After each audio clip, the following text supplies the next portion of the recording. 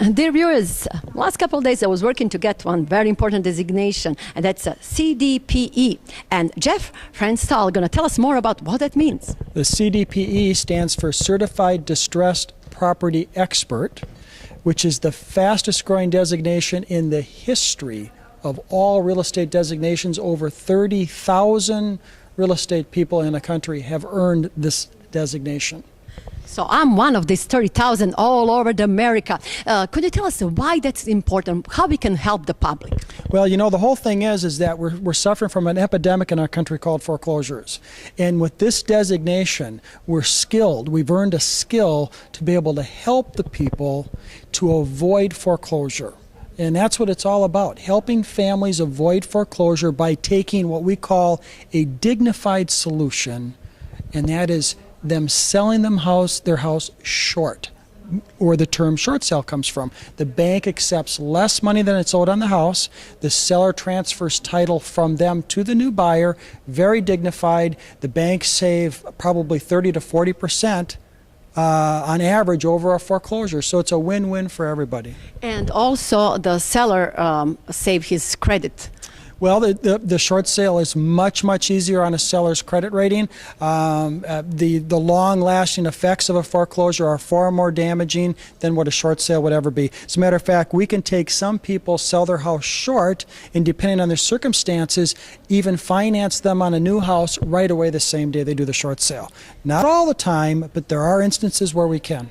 We had the opportunity to see one very touching video. I was watching one gentleman, he bought it when already was a little bit overpriced property, and then he put a lot of his money in it, and he was losing his house in foreclosure, and that was really sad, you know. So this has happened a lot because of the people were getting like mortgages that was not fixed rate, that was ARM, et cetera, interest only. What do you have to say about that? Well, they were getting mortgages that they should never have had. Even people that were paper borrowers were getting mortgages that they shouldn't have had. And why? It just seemed to probably be better for the mortgage bankers and the Wall Street and everybody that's involved in the lending. The yield spread premium was higher and there was risky mortgages, and people were getting mortgages that they shouldn't have had. They were taking mortgages with teeny-weeny little payments called the pick-a payment. They take the small payment. A year later it goes up. Another year it goes up even more, and all of a sudden these people are in default. A lot of people think, oh, okay, I'm just planning to stay there a couple of years, that's it, I'm going to sell it, I'm going to move on, I don't want to stay in that property forever.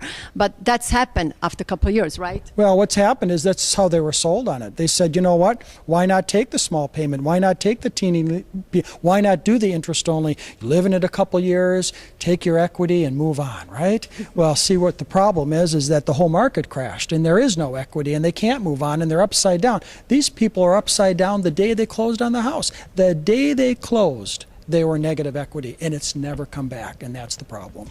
And what is also, I see, a very big problem is that people were buying more property they could afford it. They were buying a lot more property, sometimes twice the mortgage that they could really afford. I mean, they could afford a $108,000 mortgage, they got a $216,000 mortgage, and you know what stayed the same? The payment. The payment never changed. And so they qualified for a $700 payment. All of a sudden they've got a mortgage that's twice that, but the payment's the same. And so that's where the problem came in. They kept borrowing and keeping the payment the same.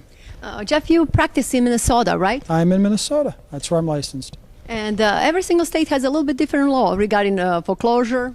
Well, they all do, and they have different redemption rights. They're just like, it doesn't seem like any two states are the same. So whatever state you're in, you want to make sure that you Google the foreclosure laws in your state and become as familiar as you can, because they all have different. And then some of the websites even have conflicting information. They argue what the law is. So you got to be careful and maybe talk to a good attorney in your state or a good qualified real estate agent or someone that's good in the title business to find out what really is happening in your state regarding foreclosure, timelines, what the effects are of foreclosure. Are you in a state that has redemption rights, deficiency judgments? All these things are important issues to know. There's a lot to know about short sales. Also, we always learn something new.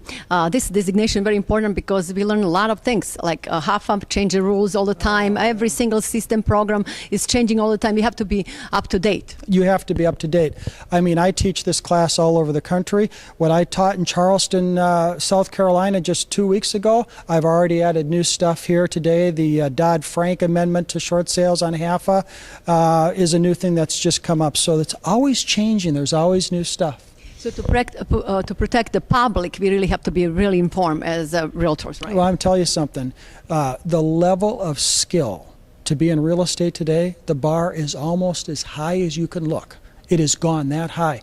The public today needs skilled real estate help more than they always have needed it, but they didn't always think so. Today, they know it. They have to have an agent with a certain set of skills because we are dealing with foreclosures, we're dealing with short sales, we're dealing with many, many distressed sellers, and we have to know how to do it to get these people through it. Just give us some numbers. What is like every seventh property is in trouble? Well, I would say it's probably 1 out of 6, 1 out of 5, somewhere in there.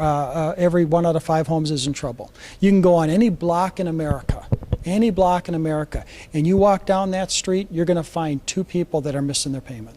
They asked me to do BPO, for the property. Some of them, like property, like a couple of $1 million, they're selling for, half of the price. You're going to see that all the time because it doesn't make any difference what's really owed on the property. What makes the difference is what the bank thinks the property's worth. I mean, we've seen $2 million mortgages settled for $750,000. Why? Because that's all the property was worth. And your advice, let's say someone think about, I don't want to say to anybody about my trouble, I'm ashamed, et cetera, et cetera. It's an epidemic.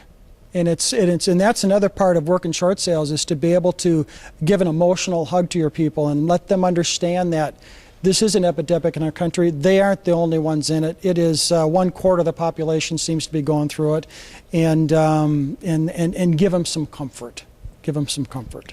Okay, for end, any advice like how they can find and do what they can do to save themselves from foreclosure? Well, a couple of things are first, to save yourself from foreclosure, get a real estate agent that understands what the skills are necessary today. Maybe a real estate agent can guide you through a mortgage modification, a short refi, maybe a forbearance of your mortgage. A forbearance is where if you're behind 12 payments, the bank takes those 12 payments, divides it or takes the amount of money you're behind, divides it into 12, tax that onto your current payment. When that 12 payments have been paid back, you're up to current. That's called a forbearance.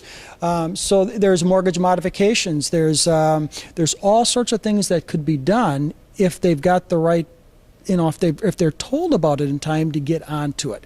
And if that doesn't work, then of course the short sale would be the next best thing. The deed in lieu, people talk about that. That's a friendly foreclosure. That really all that is a foreclosure. That's the last resort, would be the deed in lieu or the foreclosure. So first try to do loan modification, and then if you cannot do it, then the short sale. Then the short sale. Mm-hmm. Yeah. One more time, Jeff, you're long in the business, right?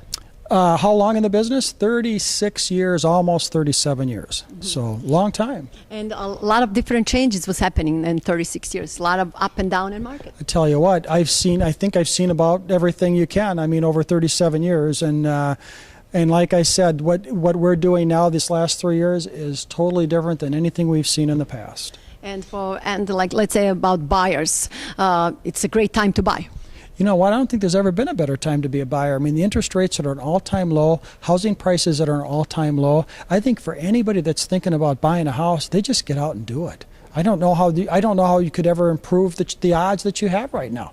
Prices have got to go up. Matter of fact, many markets, they're at bottom right now. Interest rates, I think, can only go one way.